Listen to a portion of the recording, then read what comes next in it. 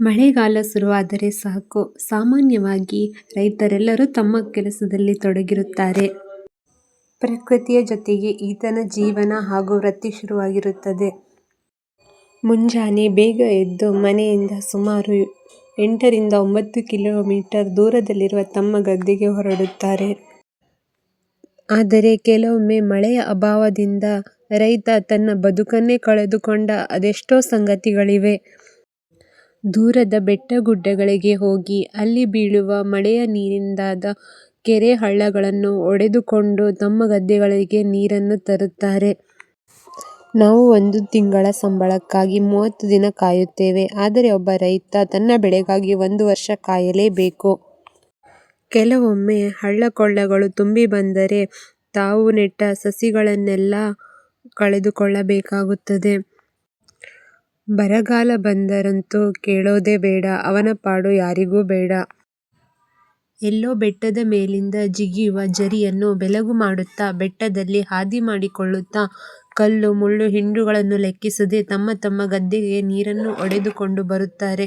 ಇದು ನಮ್ಮ ಭತ್ತ ಬೆಳೆಯುವ ರೈತರ ಕಥೆಯಾದರೆ, ಇನ್ನು ಕೃಷಿಯಲ್ಲಿ ಬೇರೆ ಬೇರೆ ಬೆಳೆಯನ್ನು ವ್ಯವಸಾಯ ಮಾಡುವ ರೈತರ ಕಥೆ ಇನ್ನೊಂದು ಕಡೆ. ಮಳೆ ಬಂದರೆ ಸಾಕು, ಮಳೆಗಾಲ ಶುರುವಾದರೆ ಸಾಕು, ತಮ್ಮ ದಿನಗೂಲಿ ಕೆಲಸವನ್ನು ಬಿಟ್ಟು 2 ತಿಂಗಳು ರಜೆ ಕೇಳಿಕೊಂಡು ಬರುತ್ತಾರೆ. ಒಂದು ವೇಳೆ ಮಳೆ ಕೈಕೊಟ್ಟರೆ ಅವನಿಗೆ ವಿಧಿಯಿಲ್ಲ, ಯಾವ ಕೆಲಸವೂ ಅವನಿಗಿಲ್ಲ. ಮಳೆ ಬಂದರೆ ಬೇಗ ಎದ್ದು ಕಂಬಳಿ ಹಿಡಿದು ಗದ್ದೆಗೆ ಹೋಗುತ್ತಾರೆ. ಒಂದು ವೇಳೆ ಹೋಗುವ ದಾರಿಯಲ್ಲಿ ಹಳ್ಳ ತುಂಬಿ ಬಂದರೆ ಜೀವದ ಹಂಗು ತೊರೆದು ಹಳ್ಳ ದಾಟಿ ಗದ್ದೆಗಳಿಗೆ ಹೋಗುತ್ತಾರೆ. ಅಲ್ಲಿ ಬೆಟ್ಟಕ್ಕೆ ಹೋಗಿ ದನಗಳಿಗೆ ಹಾಸಲು ತರುತ್ತಾರೆ. ಮಳೆ ಬಂದಾಗ ಗದ್ದೆ ಕೆಲಸ ಚುರುಕಾಗಿ ನಡೆಯುತ್ತದೆ. ಉಳುಮೆ ಮಾಡುವುದು, ಹಾಳಿ ಮಾಡುವುದು. ರೈತ ಬೆಳೆದ ಬೆಳೆ ದಕ್ಕಲು 1 ವರ್ಷ ಕಾಯಲೇಬೇಕಾಗುತ್ತದೆ. ಕೆಲವೊಮ್ಮೆ ನಿರಾಸೆಯೂ ಆಗುತ್ತದೆ. ಮಳೆಯಿಂದ ಬೆಳೆ ಹಾನಿ, ಕಾಡು ಪ್ರಾಣಿಗಳ ದಾಳಿ, ಬರಗಾಲದಿಂದ ಬೆಳೆ ಬರದೆ ಅವನು ಕಂಗಾಲಾಗಿ ಬಿಡುತ್ತಾನೆ. ಅಷ್ಟೇ ಅಲ್ಲ, ಬೇಸಿಗೆ ಅವಧಿಯಲ್ಲೂ ಕೂಡ ಅವನ ಕಾರ್ಯ ನಡೆಯುತ್ತಲೇ ಇರುತ್ತದೆ. ತಾನು ಸಾಕಿರುವ ದನ ಕರುಗಳಿಗೆ ಮೇವು ತರುವುದು, ಕಟ್ಟಿಗೆ ತರುವುದು, ಹೀಗೆ ಸಾಕಷ್ಟು ಕೆಲಸವನ್ನು ಅವನು ಮಾಡುತ್ತಲೇ ಇರುತ್ತಾನೆ. ಕಾಯಕವೇ ಕೈಲಾಸ ಎಂಬುದು ನೇಗಿಲ ಯೋಗಿಯ ಧ್ಯೇಯ ವಾಕ್ಯವಾಗಿದೆ. ತಾನು ಪಟ್ಟ ಕಷ್ಟಕ್ಕೆ ಫಲ ಸಿಗುತ್ತೋ ಇಲ್ಲವೋ ಗೊತ್ತಿಲ್ಲ, ಆದರೂ ಅವನು ತನ್ನ ಕಾರ್ಯವನ್ನು ಎಂದಿಗೂ ಬಿಡುವುದಿಲ್ಲ. ಮಣ್ಣಿನಲ್ಲಿ ಚಿನ್ನ ಬೆಳೆಯುವ ಏಕೈಕ ವೃತ್ತಿ ಕೃಷಿಯಾಗಿದೆ. ರೈತ ಪ್ರಕೃತಿಯ ಮಡಿಲಲ್ಲಿ, ಕೃಷಿಯಲ್ಲಿ ತನ್ನ ನೆಮ್ಮದಿಯ ನೆಲೆಯನ್ನು ಹುಡುಕಿಕೊಂಡಿದ್ದಾನೆ. ಹಸಿದ ಅದೆಷ್ಟೋ ಜೀವಿಗಳಿಗೆ ಅನ್ನ ಹಾಕುವ ಪುಣ್ಯ ಅವನಿಗಿದೆ. ಅನ್ನದಾತ ಸುಖೀನೋ ಭವ ಎನ್ನುವ ಮಾತಿನಂತೆ ಅವನ ಜೀವನ ಎಂದಿಗೂ ಹಸನಾಗಿರಲಿ ಮತ್ತು ಅವನ ಕಷ್ಟಕ್ಕೆ ಫಲ ಸಿಗಲಿ.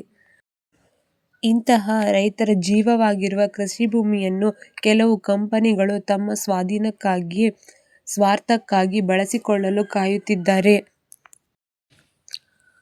ಉತ್ತರ ಕನ್ನಡ ಜಿಲ್ಲೆಯಲ್ಲಿ ಅದೆಷ್ಟೋ ಕೃಷಿಭೂಮಿಯನ್ನು ಕಂಪನಿಗಳು ತಮ್ಮ ಸ್ವಾರ್ಥಕ್ಕಾಗಿ ಬಳಸಿಕೊಳ್ಳುವ ಕಾರ್ಯಗಳು ನಡೆಯುತ್ತಿವೆ. ಜನರ ಹೋರಾಟಗಳನ್ನು ಕೈಗೊಂಡು ಅದನ್ನು ತಡೆಯುತ್ತಿದ್ದಾರೆ.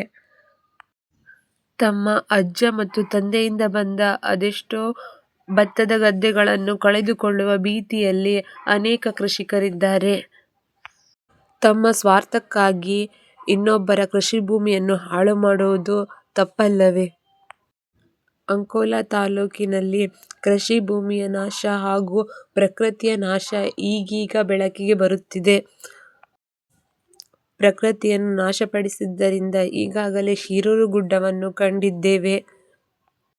ಪ್ರಕೃತಿಯ ಹಾಗೂ ರೈತನ ಶಾಪಕ್ಕೆ ನಾವೆಲ್ಲ ಗುರಿಯಾಗುತ್ತಿದ್ದೇವೆ. ಪ್ರಕೃತಿ ಮುನಿಸಿಕೊಳ್ಳದೇ ಇರಲು ಕೃಷಿ ಭೂಮಿ ಹಾಗೂ ಪ್ರಕೃತಿಯನ್ನು ನಾವು ಉಳಿಸೋಣ, ಬೆಳೆಸೋಣ.